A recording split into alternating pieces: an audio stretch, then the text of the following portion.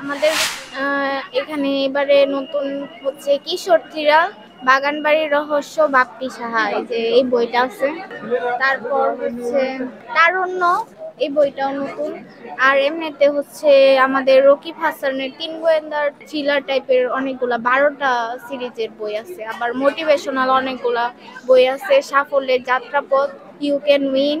আবার হচ্ছে অনুবাদের বই আছে কয়েকটা, প্যারাডাইস লস্ট, আর হচ্ছে গেলিভার্স ট্রাভেল, রবিনসন ক্রুসো, আর অনেকগুলাই আছে। এছাড়া আরো অনেক মোটিভেশনাল বই আছে আমাদের এখানে। হচ্ছে মোটিভেশনাল বই যেমন ইউ ক্যান উইন, আরো অনেক বাচ্চাদের গল্পের বই, আর হচ্ছে থ্রিলার টাইপের বই একটু বেশি সেল হচ্ছে। আগের বছরের তুলনায় এবছর আর কি তেমন একটা সাড়া পাচ্ছি না দর্শকের। আগের বছর একটু বেশি ছিল, এবারে হচ্ছে এখনো তো ওইরকম সাড়া পাই নাই। দেখা যাক সামনে কি হয়।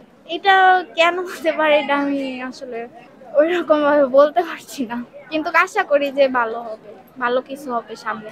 আমাদের স্টলের নাম হচ্ছে কেরিয়ার পাবলিকেশন। আমরা এখানে হচ্ছে 2টা স্টল। আমাদের একটা ভিন্টেজ এডিশন আছে, যেরকম এইটা থেকে আমাদের অনুবর্তন এবং নিশিপদ্ম, এটা আমাদের সব থেকে বেশি সেল হচ্ছে। আমাদের নতুন করে যে বইটা আসছে সেটা হচ্ছে আমাদের নিশি মিয়া, মানে এটা হররের ভিতরে সব থেকে আমার আমার পড়া সব থেকে থ্রিলার মুভি, মানে মুভি থেকে নেওয়া। তো জিনিসটা সুন্দর আছে, তো আপনারা আসেন আমাদের প্রকাশনীতে। প্রথমের দিকে একটু কম ছিল, বাট আস্তে আস্তে বৃদ্ধি পাচ্ছে। যেরকম কালকে আমরা প্রায় 40টার কপির উপরে সেল করছি, আস্তে আস্তে বাড়বে ইনশাল্লাহ। অন্যান্য বর্ষের তুলনায় এবছর একটু দর্শকের চাহিদাটা হচ্ছে উপন্যাসের দিকে বেশি, ছোট গল্প, এবং বিশেষ করে যেগুলো আসলে গো টু, মানে ছোট বইগুলো যেগুলো, সেগুলোর দিকে একটু তার একটু বেশি ঝুঁকতেছে, যেটা ক্যারি করতে পারে এরকম বইগুলো।